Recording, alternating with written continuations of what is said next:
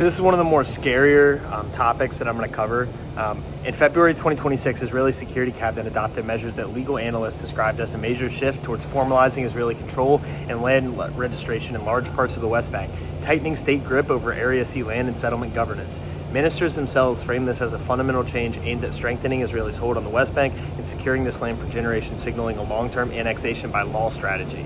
So what these people are doing is they're using their ability to have formal governance within the Middle East to put themselves in a position to strategically put laws in place to allow themselves some sort of governmental right to go in and extract this land and then set it up for future generations of Israelis. Now, this is my problem. The military secular regime of Israel was established by the Rothschilds, who was able to get this land through the Balfour Declaration from another empirical regime, the British government, during a time before World War I. Why do these people have the right to now, after stealing this land, literally almost 100 years ago, come in and establish a new proxy government, right, in 1948? And now this proxy government is able to write laws, establish policy in the Middle East that further extracts land from the people that have lived there and been sovereign to this land for a long period of time.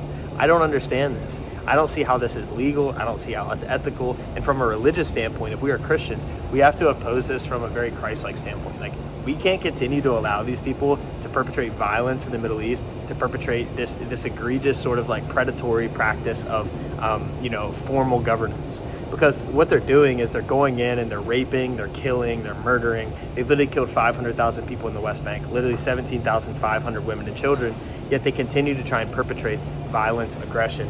And then they go behind these sorts of tactics and this sort of, despicable, military aggression. And they try and act like they're backed by some sort of laws and governance, to where they're literally saying, okay, this land is ours, we're going to annex this. And they're signaling literally long-term plans and strategies to give this land to further generations of Israelis. If you go on certain platforms like Meta, like, Facebook, they're literally auctioning off land. Far-right Israeli settler groups are auctioning off land to rich Jewish families. They want to come in and build luxury settlements. So there's people that literally had homes here, people that literally raised families in these lands, that believed that they were in their holy land and they loved living where they lived. They were literally bombed, displaced, literally made to live in such a awful existence that they felt like they could no longer live there and had to leave. I understand exactly what these people are going through. It's like they feel as if they are being treated so poorly, and there's so much fabricated structural damage around them, that they feel as if they have to flee. It's like the Israeli government is trying to eradicate them from a piece of geography and systemically put them in a place that's better suits in their head for them, because they think that they have the right to domineer, deceive, and to take by force. This is not the way that Christ works. This is not the way that we should operate. This is a deceptive, destructive, form of governance that the military secular regime of Israel is continuing to try and establish in the West Bank.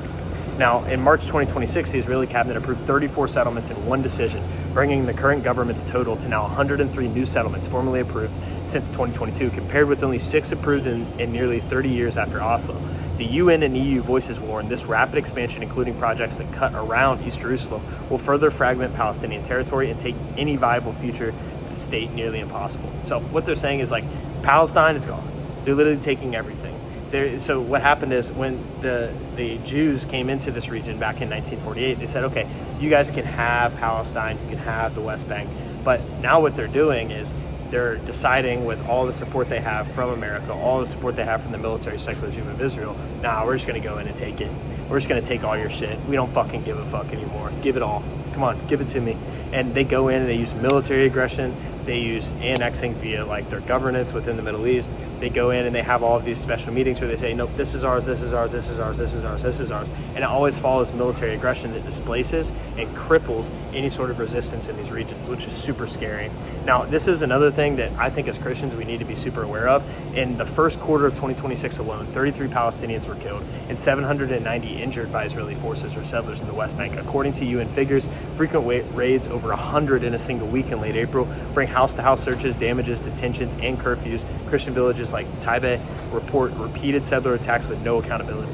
So When I analyze this, I'm saying that they're literally going in not only to, people that are, in Palestine, people in the West Bank, and also in Lebanon, people of the Arab faith, but they're also going into these Christian villages. I don't know if you saw the video of literally Israel smashing a statue of Jesus. They're destroying, shrines to St. Peter. They're destroying holy sites within, the Middle East.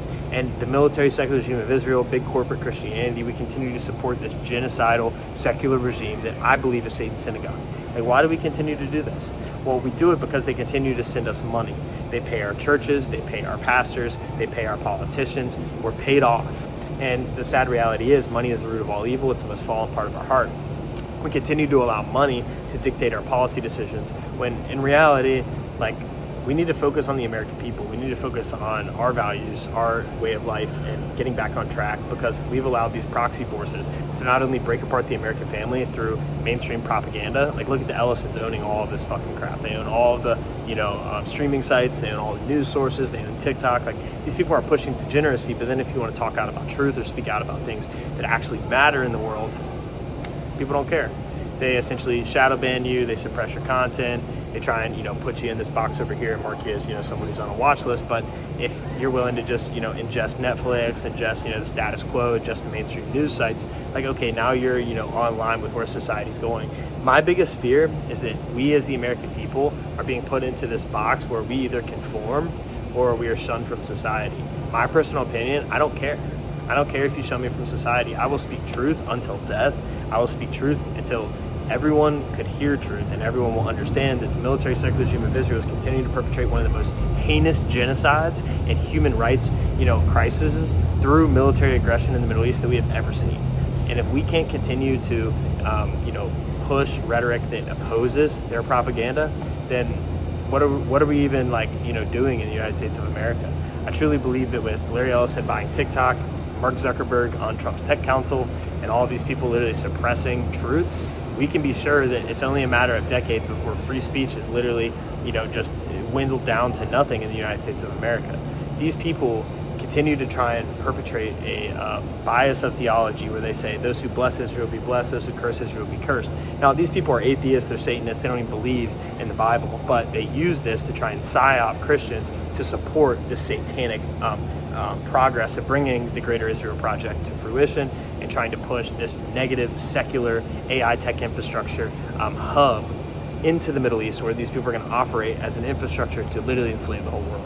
And if you think that that's crazy, that's okay. But I would say that in the next 10 to 20 years, we're going to see the framework of this starting to be unfolded and actually, kind of like a spider web, infiltrate and infect most, governments worldwide. So the biggest fear that I have is that when these people continue to perpetrate violence, they continue to perpetrate propaganda, they continue to lie to us, they continue to extort all of our politicians, whether through sexual exploitation operations like with Epstein, or they continue to put us in positions where they own and operate all of our politicians through millions and millions of dollars. Like we're seeing with Thomas Massey, they literally are spending $10 million just to oppose the only congressional seat in Kentucky that doesn't take any money from AIPAC.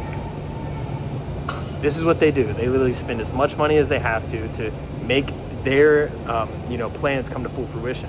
These people have invested so much money into some eventuality that we don't even see. They're control oligarchs.